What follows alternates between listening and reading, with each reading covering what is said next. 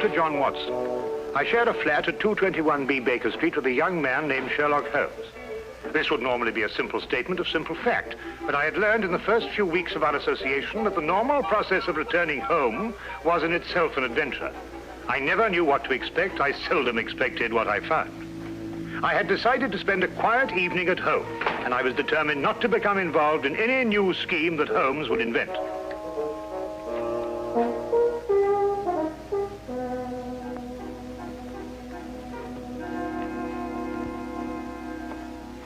Sulfate gas.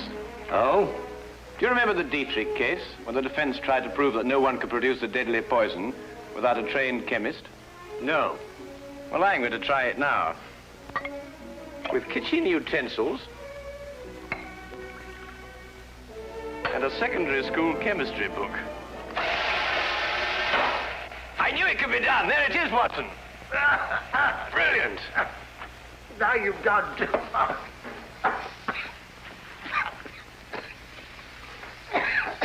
That woman was guilty as a vulture. Clever, too. Holmes, I wish you wouldn't forget that we've got to live in these rooms. Can't imagine why the prosecution didn't think of this. The gentleman arrived here in a hansom. Appears to be coming up here. What else did you notice about our visitor? Oh, I don't know. I say about 30-ish, conservatively dressed. A man of modest means. What do you think, Holmes? I don't know. I didn't see him. You did. Oh, yes. Yes, of course. Oh, excuse me. Morning, do come in, will you?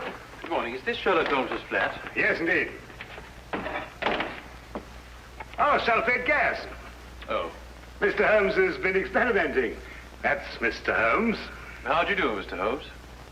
How do you do?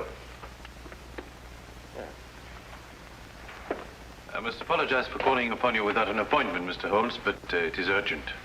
May I present my friend and colleague, Dr. Watson? How do you do? How do you do? Now then, Mr. Winthrop. Mr. Harvey Winthrop, isn't it? Have we met before, sir?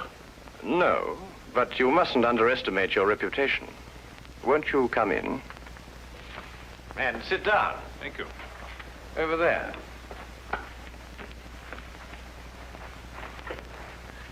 I had heard your powers of observation were remarkable, Mr. Holmes. Perhaps you also know the purpose of my visit. I can only say it's a personal matter. How do you know? It is always a personal matter when one consults me rather than the police. Of course. But my reason to see you actually concerns my elder brother, John. It is he who controls the family wealth. In the event of his death, I would be sole heir. Does his death seem imminent? Well, his life has been threatened. In what way? I noticed you didn't ask by whom. You took pains to point out that only you would benefit by your brother's death. If you knew who made the threat, you wouldn't be so concerned with your own innocence. You're right. I do not know who's making these threats. Actually, I don't even know if it is a who. I beg your pardon, sir? Well, it is possibly a what, Dr. Watson. In this case, the heritage of every old family. A family legend. What is the Winthrop legend? Every member of the family destined for a violent death finds about his person silver coins. Silver coins? Oh, you mean like those silver coins the pirates use, called pieces of 8? Exactly, Dr. Watson. Pieces of 8 as a warning, and at the time of death, a gold doubloon. Have these coins any special significance? 30 years ago, my father was killed by a fall down the stairs in the main hall of Winthrop Manor. A gold doubloon was found under his body. Was he actually seen to fall downstairs? No. The manor was closed and has remained so ever since.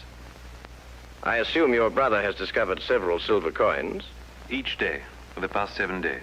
I see. What has been his reaction? He has decided for the first time in 30 years to reopen Winthrop Manor. In defiance of the legend. Exactly. We are going to be there this weekend. Who is we? My brother, my fiancée, and myself. And I would like you two, Mr. Holmes and Dr. Watson, to be there as well. Well, that's very good of you, sir. Do you have any other evidence to substantiate your belief? I was very young in those days, but I can still remember the sight of my father's body at the bottom of those stairs. Dr. Watson and I will arrive at Winthrop Manor this Friday night. Oh, thank you very much. If there's anything I can do until then, or if there's any question you want to ask me before, please don't hesitate to call upon me at any time. We'll do that. Thank you. Again, thank you, gentlemen. Not at all. Good day, you, sir. Good day. Well, Holmes, what do you think? I think it's amazing the extent to which people will go to obscure the simple facts of murder or threatened murder. You don't believe in the legend? Nonsense. Well, but after all, Holmes, you said yourself that these things very often have a basis of fact. The odor lingers. There was no mention of that in the Dietrich's case. I'm a man of science myself, Holmes, you know that. And yet there are things that happen every day for which they have no logical explanation. How would Mrs. Dietrich's have removed the odor? Of course, it could work equally well both ways. Winthrop himself admitted that in the event of his brother's death, he was the heir to the estate. His visit here might have been a blind. The solution of a murder, Watson, is infinitely easier than the prevention. We have committed ourselves to a weekend in a drafty manor house that has been closed for 30 years. We will watch and we will wait. And in time, we will apprehend the persons or ghosts, who will commit the murder of the Winthrop legend.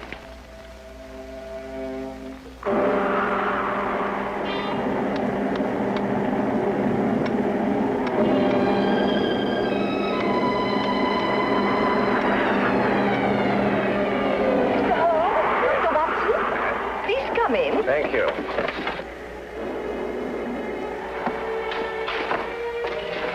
The thunder was making so much noise, I wasn't certain I heard you knock. Yes, I think we got here just in time. Yes, we were worried that you were caught in the storm. I'm Mrs. John Winthrop. How do you do?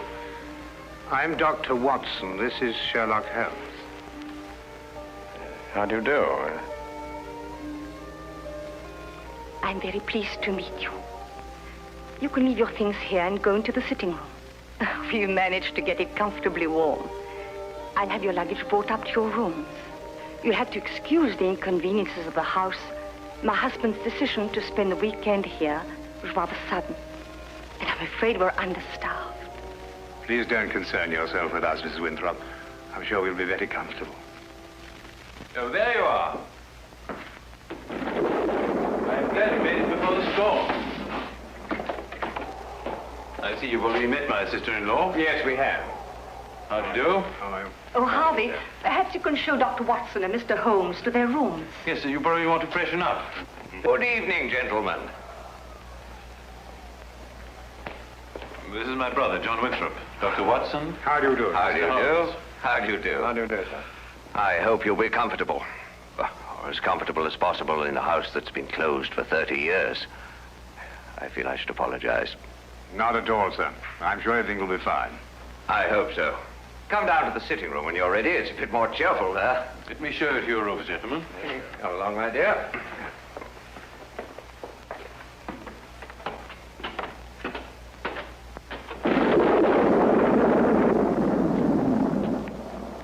You didn't mention your brother was married. Didn't I? I thought I had. Then surely she would be the heir to the estate if anything should happen to your brother. No, the estate upon his death goes to the next male member of the family. Oh, I see. How did Mrs. Winthrop lose her sight? It was a riding accident, shortly after they were married. My sister-in-law is a remarkable woman, Mr. Holmes. She took to her new way of living with cheerfulness and thoroughness. Yes, it's always encouraging to hear of such cases. And it reflects great credit on those surrounding the patient. Oh, Peg, I want you to meet... Dr. Watson. And you must be Sherlock Holmes. Harvey has told me so much about you. Gentlemen, my fiancée, Miss Margaret Hall. How do you do? How do you do, Miss Hall? John and Alice are in the drawing room, darling. We'll be down shortly. All right, darling. I think we're going to have a wonderful weekend, in spite of this old house. Don't keep yourselves from us too long, gentlemen. You're a very lucky man, Mr. Winthrop. She's a lovely girl. As a matter of fact, you know, there's some very good hunting country around here. Do you go in for that sort of thing, Mr. Holmes? On occasion, sir. Not very often, thank you. My wife thinks I'm a bit reckless. She worries about my neck. A glass, my dear. Thank you.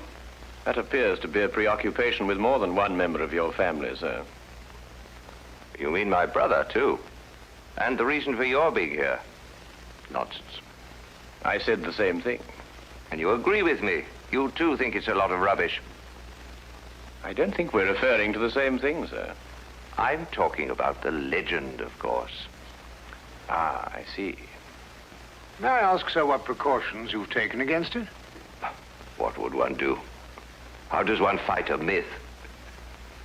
Well, what's your opinion, Mr. Holmes? Should I take this matter seriously? You are obviously taking it seriously by defying it.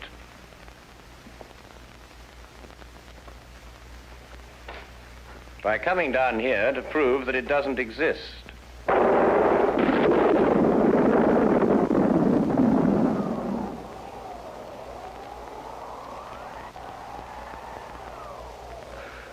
Jove, I hadn't thought of it like that. You're dead right, of course. But let me put it like this. Do you really believe the legend is dangerous? You are obviously overlooking the second conclusion, sir. If the legend is real and beyond our understanding, then your life may be being threatened by the supernatural. If we rule that out, then the threat has a very realistic source. In either case, the threat remains.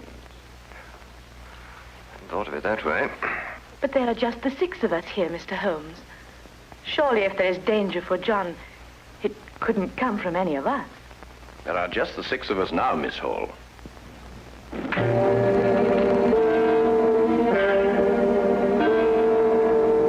But now there are 7.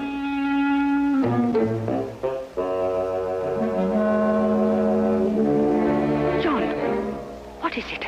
Nothing, my dear, nothing at all. I think we'd better go into dinner. Excellent idea.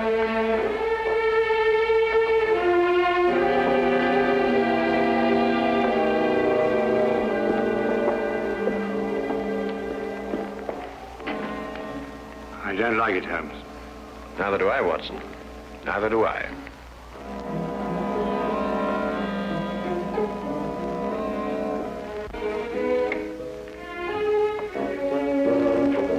Oh, come in, Watson. Oh, don't be alarmed, old chap. I don't think this contraption has been fired for centuries.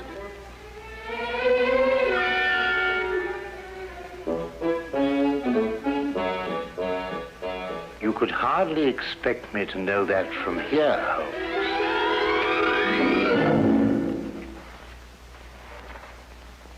Seems it's working after all.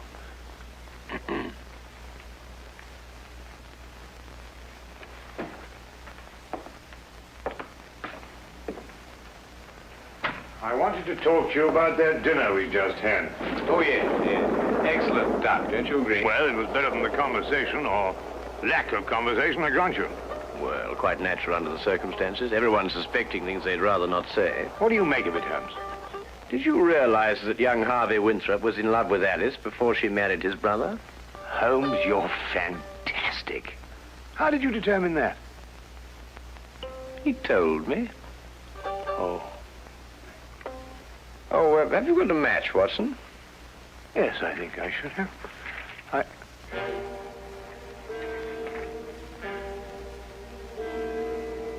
Holmes, look. Yes, I know. I slipped it in your pocket during dinner. You what? I just wanted to see how easy it was to plant those things on someone else. Well, really, Holmes, for all you know, I might...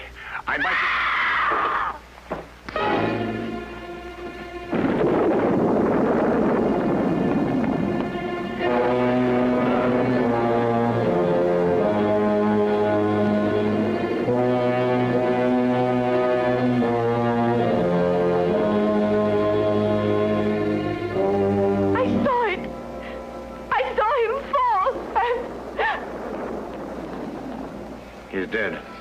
Neck broken.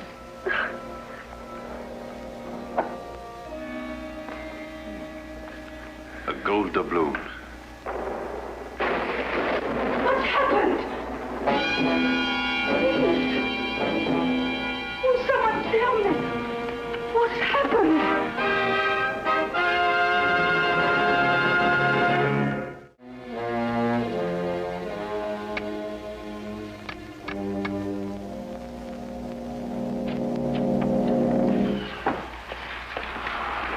quite a time getting back here. The roads are turning bad. Harvey Winthrop. Good evening, sir. Could you get everybody together and see if we can try and get this thing sorted out? Where's the body? Over there. Broken neck. Died instantly. Oh, you say, you up there? Oh, good evening, Constable. That is Mr. Holmes. I've spoken to you about him. Oh, yes. Good evening to you, Mr. Holmes. Glad to have you on this case.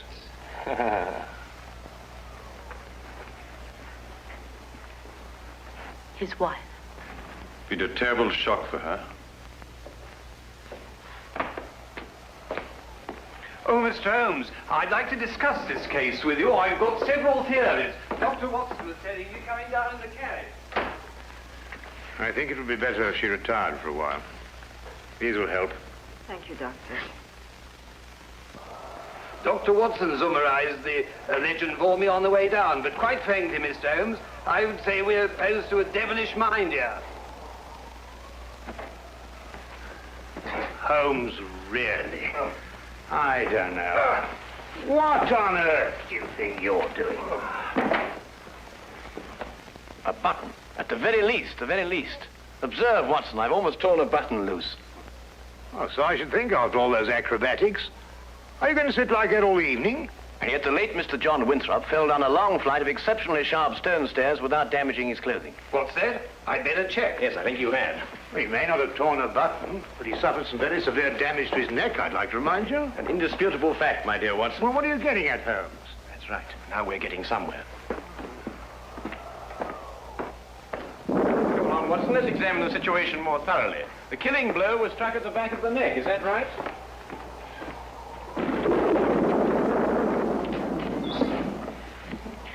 It was. He must have struck the edge of the stairs. He fell. Stone. Edge is quite sharp.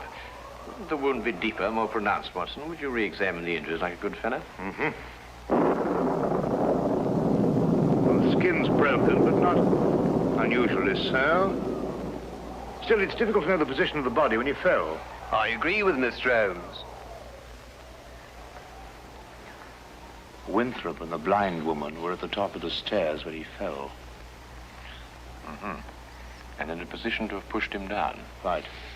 You then imply that Miss Hall, being downstairs all the time, may be ruled out as a suspect. Well, I should take that as a prima facie proof of her innocence. Do you really think so, Watson? Mm-hmm. What's that? Who are you accusing, Mr. Holmes? Your fiancé. Holmes? You're insane. Not at all, I assure you. Your brother didn't fall down these stairs. He was killed, struck by a blow from behind, very probably in this room. His body was then placed at the foot of the stairs, and the legend having been carefully reawakened, and the manner in which your father met his death, and the gold doubloon, all led you to the obvious conclusion. She couldn't have done it. I assure you she could. But Holmes, she had no motive. The estate now passes to Harvey Winthrop. Well, yes, I'm the only one who had a motive. I would say you and the lady you are going to marry. Are you going to report her to the police? Less than useless, I'm afraid.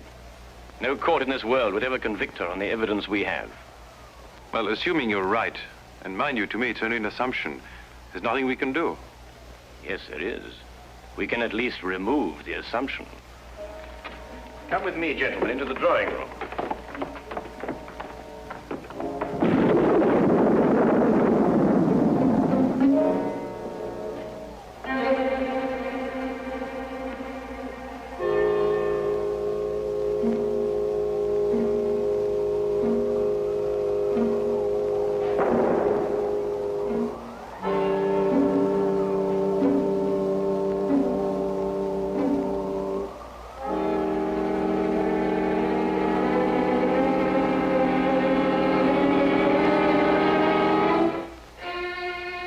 Constable, I didn't know you were there.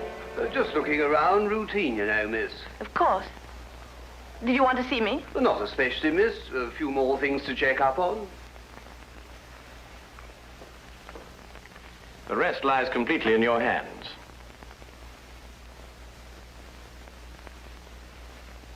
Alice is resting now. Not sleeping, but... Oh, this whole thing is horrible. If you'll forgive us, Dr. Watson has a medical certificate to fill out. Yes, I should attend to that.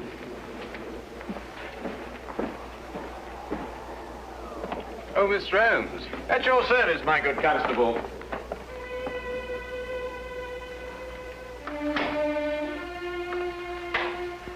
That Holmes. What a peculiar man. What? Oh, Holmes, yes, he is, isn't he? Peg, Yes? Well, this is difficult to say. What is, darling? In light of what's happened, I think it's best we break off our engagement. Break off? But why? Well, there's certain to be a mess in the papers about all this. Oh, you needn't worry about me, darling. Well, actually, it's Alice I'm thinking of. Alice? Yes, she'll be so terribly alone now. In a way, I feel responsible for her. You love her. You've always loved her. And now that your brother's dead, you... You mustn't think that. There's something else. What else? Why this sudden protective fatherly interest? 10 years ago, Alice and I went riding across the moors. I started a race. Her horse broke away from her, and she couldn't stop him. He took a high fence and fell. And Alice became blind. But you can't live with that for the rest of your life. It was an accident. It was unfortunate, but it shouldn't influence our relationship now. I'm afraid it does. To me. John dies, and you take Alice. That's funny.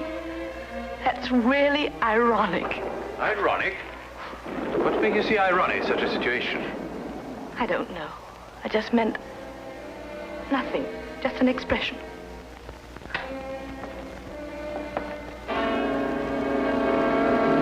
Very interesting choice of words, I might add. Alas, I must confess we were eavesdropping. Is there anything you'd like to confess, Miss Hall? What does this mean? You spoke of irony. Such a choice word. You didn't kill John Winthrop so that Harvey could share the family fortune with Alice. You'd have seen to that in time. You're insane. I couldn't have pushed John down the stairs. I was at the bottom myself. We were in a perfect position to strike him with this. And then, very thoughtfully, placed the end in the fire to remove any evidence of the blow. No court in the world would convict me on evidence like that. You're quite right, Miss Hall. But you know the facts. And we know the facts.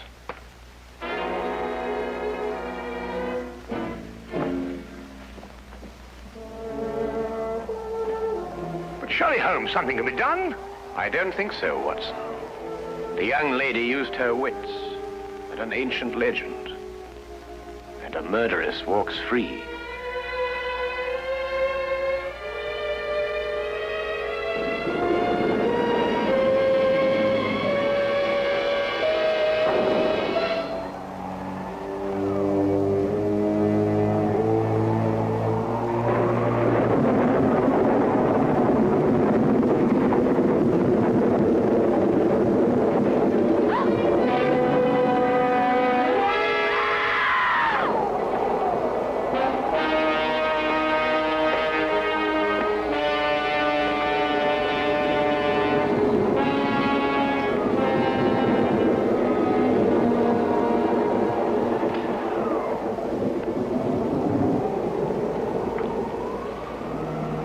But it's a gold doubloon.